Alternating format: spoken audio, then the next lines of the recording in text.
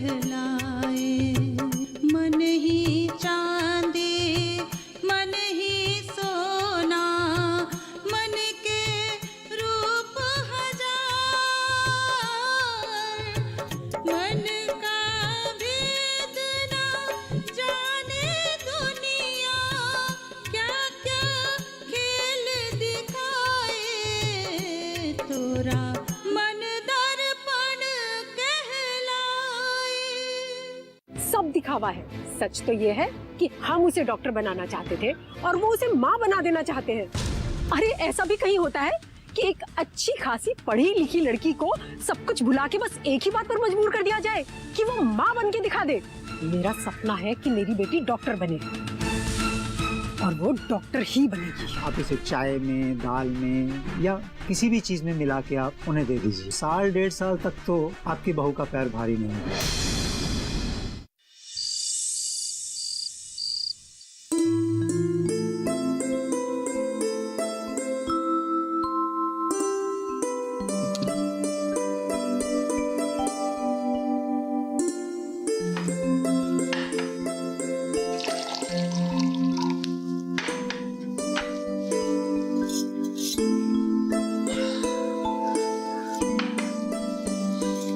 अगर हम माँ जी को बता दें कि हम दोनों ने टेस्ट करवाया है और हम दोनों में कोई भी कमी नहीं है, तो माँ जी कितनी खुश हो जाएंगी ना। हाँ, माँ तो बहुत खुश हो जाएगी और ये बात जानकर उनकी उम्मीदें और बढ़ जाएंगी। तो इसमें गलत क्या है? ज्योति, ऐसे हजारों लोग हैं जिनमें कोई कमी नहीं है, लेकिन वो माँ बाप नहीं बन सकते। और मेडिकल के पास भी इसका कोई जवाब नहीं है कि वो क्यों कंसीव नहीं कर सकते। ये बात तो है। ऐसे मामलों में ना टेस्ट ट्यूब बेबी का सहारा लिया जाता है, लेकिन डॉक्टर उसके बाद भी गारंटी नहीं दे सकते। अगर ऐसा मामला तुम्हारे सामने आए तो तुम गारंटी दे सकती हो? बात तो आप ठीक कह रहे हैं। कई बार डॉक्टर्स भी ये कहने पर मजबूर हो जाते हैं कि ईश्वर की यही इच्छा है। वो भी नहीं बता पाते कि कंसीव ना कर पाने का कारण क्या है। इसीलिए तो कह रहा हूं कि माँ को ये बात ना ही बताएं तो ही ठीक है। हमने टेस्ट चेकअप अपनी तसल्ली के लिए कराए हैं, तो ये बात मेरे और तुम्हारे बीच में ही रहनी चाहिए। ठीक है, हम ये बात किसी को नहीं बताएंगे।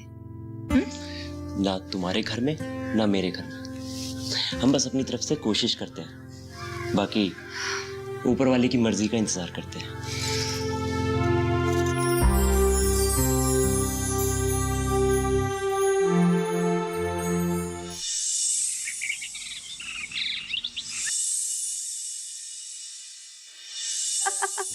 ये तो ईश्वर की मर्जी है। जब मेरे दिमाग में ये ख्याल आया कि मैं वैद्य जी के पास जाकर ये दवाई ले आई और वैद्य जी ने मेरी चुटकी बजाकर समस्या का समाधान कर दिया। अब ये बात तो सच है कि ज्योति साल 2 साल माँ तो नहीं बनेगी, बस अब जरूरत है ये जड़ी बूटी उसे पिलाने की। लेकिन अम्मा जी, ऐसा किसी की बहू बेटी को ये जड़ी बूटी पिलाना सही होगा का? अरे दामाद जी, क्या गलत क्या सही, ये काम होकर तो रहेगा। जंग हमें ही जीतनी है। तो आपको क्या लगता है कि ये सब करके आप जंग जीत लेंगी? लगता है? मुझे तो विश्वास है कि ये जंग मैं ही जीतूंगी। बस तुम लोग देखते जाओ। ठीक है अम्मा जी, हम अभी चलते हैं। जगन बाहर हमारा इंतजार कर रहा है। वो कहा है ना कि खेत खलियान उन्हें दिखा लाते हैं, होकर आते हैं। जल्दी आइएगा। हाँ हाँ। माँ, मुझे एक बात समझ में नहीं आ रही, ये दवा हम ज्योति को पिलाएंगे कैसे? एक तरीका है, लेकिन इसके लिए हमें किसी का सहारा लेना पड़ेगा। हाँ हाँ, वो तो ठीक है, मगर ये काम होगा कैसे और ये करने के लिए तैयार कौन होगा? वैसे माँ, आप चाहें तो किसी को भी किसी काम के लिए तैयार कर सकती हैं। तो मैं बताती हूँ ना।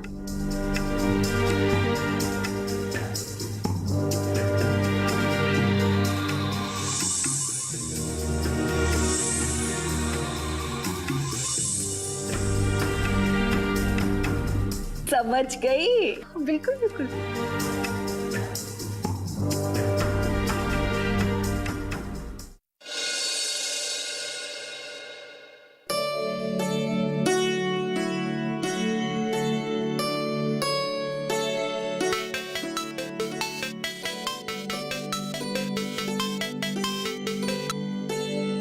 हेलो दिव्या।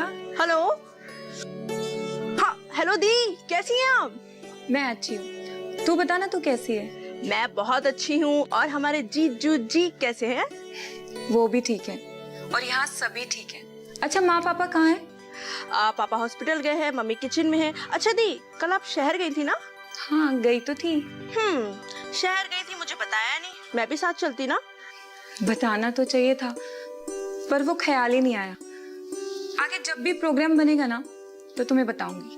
दीदी अपने प्रोग्राम जरा 1-2 दिन पहले बना लिया कीजिए। अच्छा अच्छा ठीक है, बना लूंगी। हाँ अच्छा, मम्मी आ गई, आप मम्मी से बात कीजिए। दीदी अच्छा मैंने ना किचन में दूध रखा है, जा देख क्या। हाँ ज्योति बेटा, कैसी हो? अच्छी हूँ माँ। आपको पता है आज घर पे कुलगुरु आने वाले हैं और वही हॉस्पिटल के उद्घाटन का मुहूर्त निकालेंगे। हाँ बेटा, मैं तो हमेशा से यही चाहती हूँ कि मेरी बेटी एक बहुत बड़ी डॉक्टर बने। मेरा आशीर्वाद हमेशा तेरे साथ है। आपका ये सपना जरूर पूरा होगा माँ। पता है बेटा, पहले जब भी तेरे बारे में कोई बात छिड़ती थी ना तो मैं हमेशा यही कहती थी कि मेरी बेटी डॉक्टर बनना चाहती है। सबको बड़े शान से बताती थी कि मेरी बेटी की मेडिकल की पढ़ाई पूरी हो गई है और वो डॉक्टर बन गई है। बात तो सही है माँ, लेकिन अब मैं बहुत दुविधा में हूँ बेटा। पता नहीं क्यों मुझे ऐसा लगता है कि तू अब डॉक्टर बनना चाहती भी है या फिर बहू की जिम्मेदारियां पूरी करने के लिए माँ बन जाना चाहती है। माँ क्या डॉक्टर माँ नहीं बनती? बेटा मैं दूसरों की नहीं, मैं तुम्हारी बात कर रही हूँ। मैं आज की और तुम्हारी आज की सोच की बात कर रही हूँ। पता नहीं तुम आज के दिन में क्या सोचती हो। तुम सिर्फ डॉक्टर बनना चाहती हो या माँ बनना चाहती हो? माँ मैं आपकी बेटी हूँ तो मुझे आपका सपना पूरा करना है और इस घर की बहू हूँ तो मुझे इस घर की जिम्मेदारी भी पूरी करनी है और मुझे पता है मैं ये दोनों कर सकती हूँ। लेकिन बेटा मैंने तो सुना है कि 2 नावों की सवारी करने वाले अक्सर डूब जाया करते हैं। बेटा इंसान का लक्ष्य एक ही होना चाहिए, तभी वो अपनी मंजिल तक पहुंच सकता है। माँ मेरा भी एक ही लक्ष्य है, सबके सपनों को पूरा करना। प्लीज आप सपनों का बंटवारा मत कीजिए, ना सपनों का बंटवारा हो सकेगा और ना ही रिश्तों का। ठीक है बेटा, करोगी तो तुम अपने मन की ही। अच्छा ये बताओ कल रिपोर्ट में क्या था? कैसी रिपोर्ट माँ? बेटा मैं उस चेकअप और टेस्ट के बारे में बात कर रही हूँ जो तुमने कल करवाया है। उसके बारे में जानने के बाद भी मैं थोड़ी सी चिंतित हूँ। तुम्हारे पापा के पास लैब के डॉक्टर का फोन आया था। तुमने तो बताना जरूरी नहीं समझा, लेकिन हमें तो पता चल ही गया। यहाँ पे भी किसी को नहीं पता है माँ। मैंने सोचा कि मैं चुपचाप टेस्ट करवाऊंगी। बेटा मैंने तुमसे ये तो नहीं पूछा ना कि ये फैसला किसका था। मैं तो बस रिपोर्ट के बारे में जानना चाहती हूँ।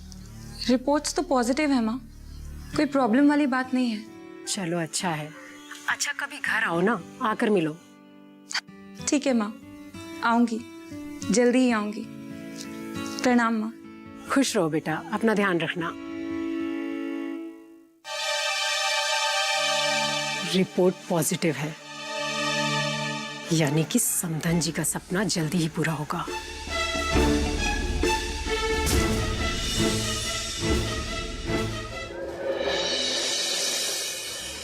अरे दीदी आप यहाँ हैं? आपको पता है कि घर में कुलगुरु आने वाले हैं। अगर वो आ गए और आप ही घर में नहीं रही तो उन्हें कैसा लगेगा? अरे कुंज, उन्हें तो पता ही है कि हम पर गांव की जिम्मेदारी है।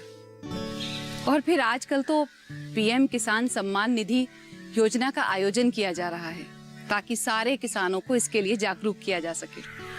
बिल्कुल दीदी, बात तो ठीक है, योजनाएं तो चल रही हैं लेकिन किसी को कुछ पता ही नहीं है। गांव के कम पढ़े लिखे लोग जो किसानी या खेती करते हैं उन तक सरकार की योजनाओं को पहुंचाना भी तो हमारी जिम्मेदारी है। और फिर सरकार की आने वाली नई योजनाओं के बारे में उन्हें बताना, ये भी तो हमारी जिम्मेदारी है ना कुंज। मालूम है दीदी, आप इस कार्य में कोई भी कोताही नहीं करेंगी और यही वजह है कि आपके इस गांव का विकास लगातार जारी है। देखो कुंज, अगर कोई घर में खाली बैठा रहे तो ये सबसे खराब बात है।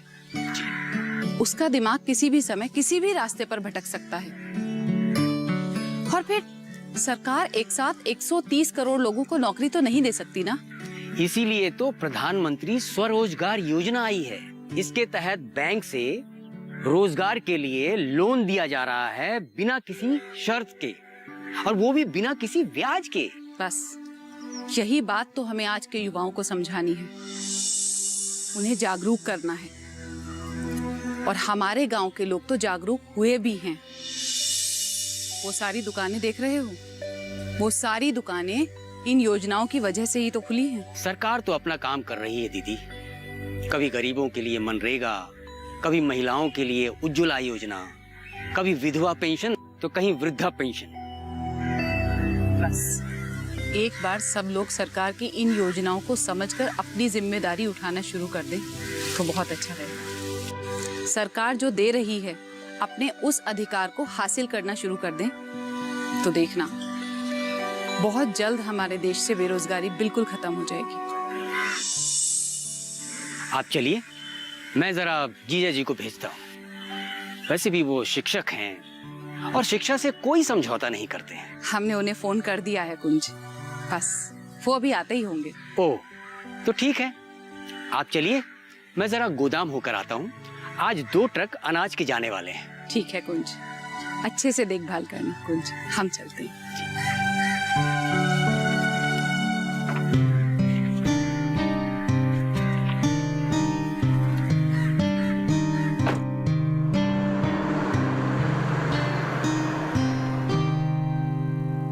अगर आज लल्लन का चाल चलन अच्छा होता तो आज लल्लन जेल में नहीं होता और ये परिवार इस तरह बिखरता नहीं। अब देखिए मौसा जी, कोई भी गलती करेगा तो उसका परिणाम उसको एक दिन भोगना ही है। अच्छा बेटा, मदन जी से कहना कि मैंने उन्हें याद किया है। बाबूजी घर छोड़ के चले गए क्या? तोरा मन दर्पण कहलाए।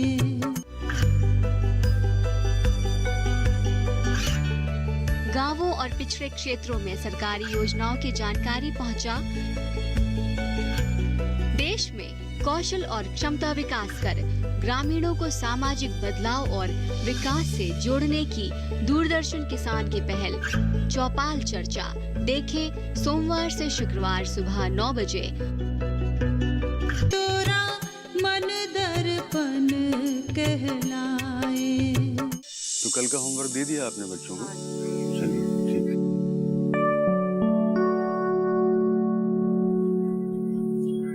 मुरली, छुट्टी।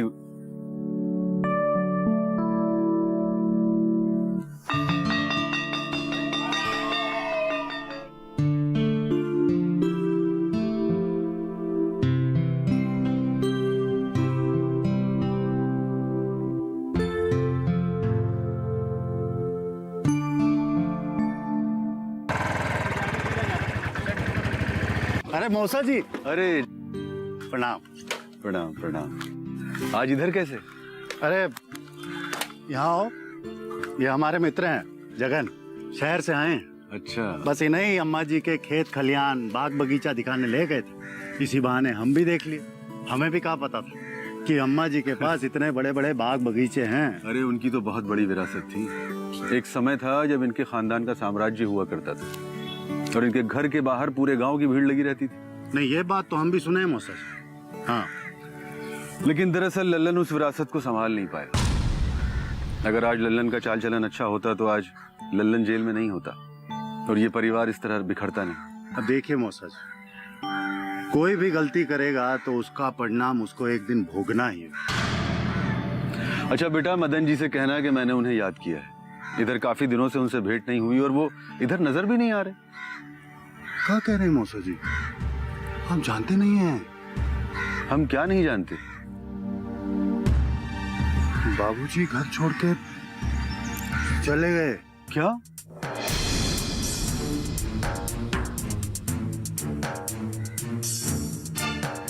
बाबूजी कुछ दिन से। लेकिन कब, क्यों? अरे वही लल्लन का गिरफ्तारी, उसका बेइज्जती बर्दाश्त ही नहीं कर पाए बाबूजी, बस। लेकिन ये बात तो अभी गांव में किसी को भी नहीं मालूम। नहीं, अम्मा जी ये बात किसी से बताई नहीं है। वो तो बस इसी इंतजार में है कि बाबूजी एक दिन घर आ जाएं। ये तो बहुत ही चिंता की बात है। इतनी बड़ी विरासत और जायदाद का मालिक इस तरह घर छोड़कर दर दर भटके, बहुत अफसोस की बात है। मौसा जी, यही भाग्य है। ये तो अम्मा जी हैं जो अपने आप को संभाली हुई हैं। वरना आप ही बताइए, एक और बेटा जेल चला जाए और बाबूजी घर छोड़ के। सही कह रहे हो बेटा। ठीक है, मैं चलता हूँ, तुम अपना ध्यान रखना। जी पंडित जी।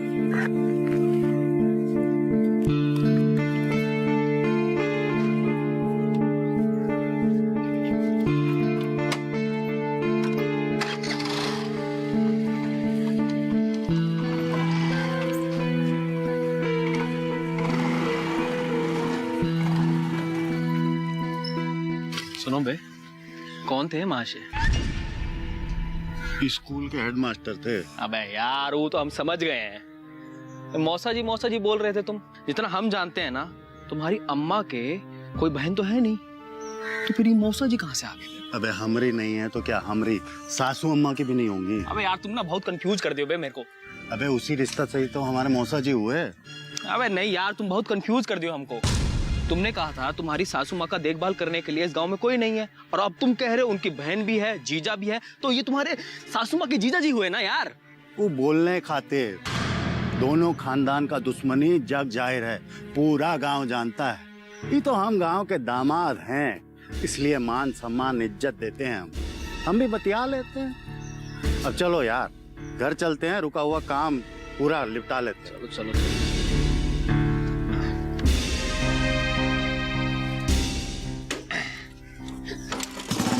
बैठो।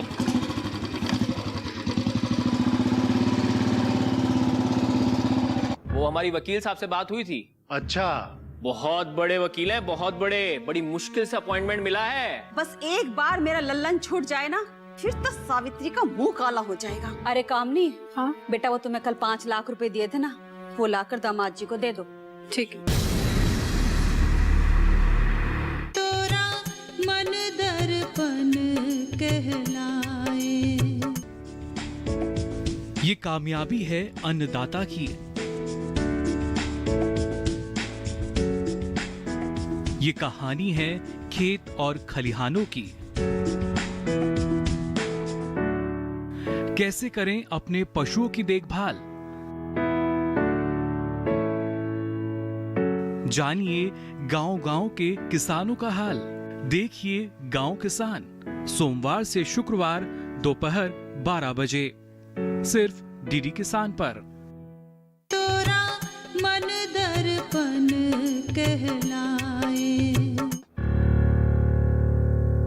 हाँ, कहाँ हो? आइए।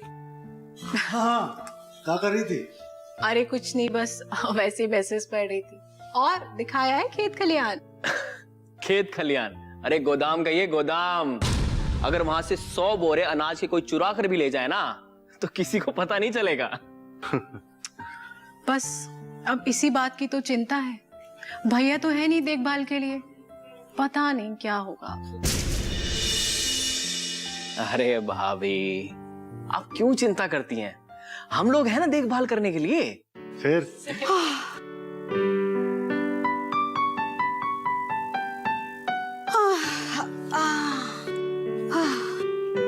कहाँ से आ रही हैं थकी हुई अम्मा जी? अरे गांव के किनारे तक गई थी। अरे तो हमसे कह देती, हम हमारी फटफटिया पे आपको ले जाते। अरे ना बाबा ना, हमें तो मोटरसाइकिल से बड़ा ही डर लगता है। अरे कामनी बिटिया, जरा बहू का आवाज तो दो, बहुत थक गए हैं, एक गिलास पानी ले आएगी। मैं लेकर आती हूँ माँ।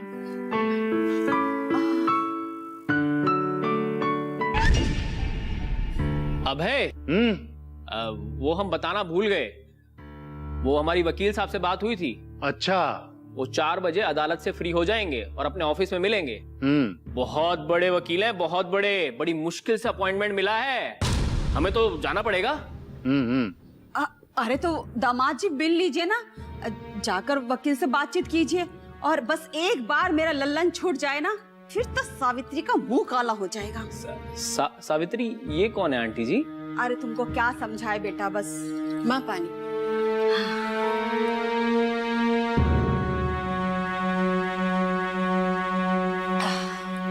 अरे कामनी, हाँ बेटा वो तुम्हें कल 5 लाख रुपए दिए थे ना, वो लाकर दामाद जी को दे दो। ठीक है, लेकर आती हूँ अभी।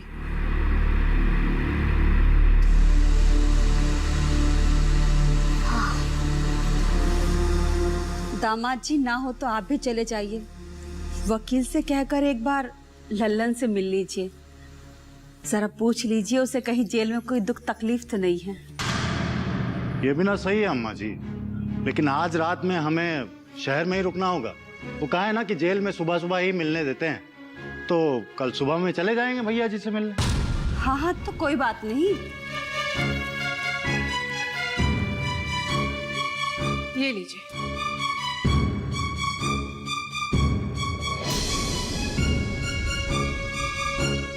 लो भाई।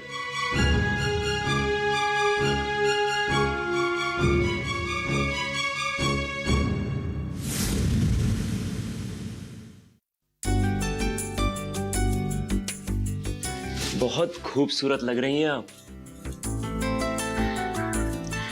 आपकी खूबसूरती पर एक शेर अर्ज करता हूं, अगर इजाजत हो तो। इरशाद। ये चेहरे पर खुलकर लहराती हुई जुल्फें, ये समंदर की लहरें हैं या अटखेलियां किसी नागिन की। वाह वाह वाह। अगर ये शायरी माँ, पापा और कुलगुरु के सामने हो जाती तो वो लोग भी वाह वाह कर लेते, नहीं? बहुरिया, डॉक्टर साहिबा, बहुरानी जल्दी आ जाओ। डॉक्टर साहिबा जल्दी आ जाओ।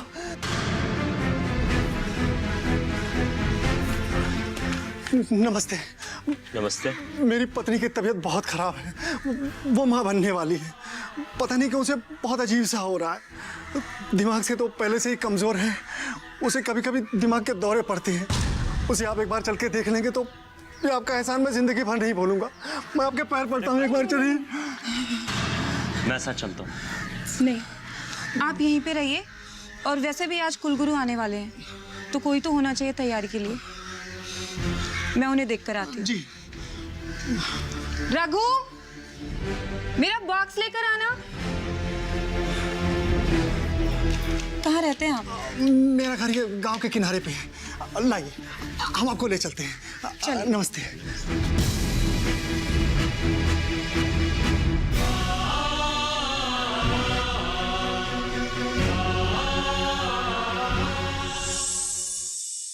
मैं क्या सोच रही थी कि क्या मुझे जेल वाले उनसे मिलने देंगे। अब हमारी घर की बहू जाएगी जेल भैया से मिलने। मुझे उनसे मिलके कुछ बात करनी थी। शहर के बैंक में उनका खाता तो है, कितने पैसे किसी को कुछ पता ही नहीं है। तो अब हमें साले साहब से जाके मिलना होगा जेल में, खाते का पूरा जानकारी लेना होगा ताकि हम उस पैसे को उस अकाउंट से अपने अकाउंट में ट्रांसफर कर सकें। अब बैंक खाता में पैसा पड़ा पड़ा सड़ न जाएगा। मन ही चांदी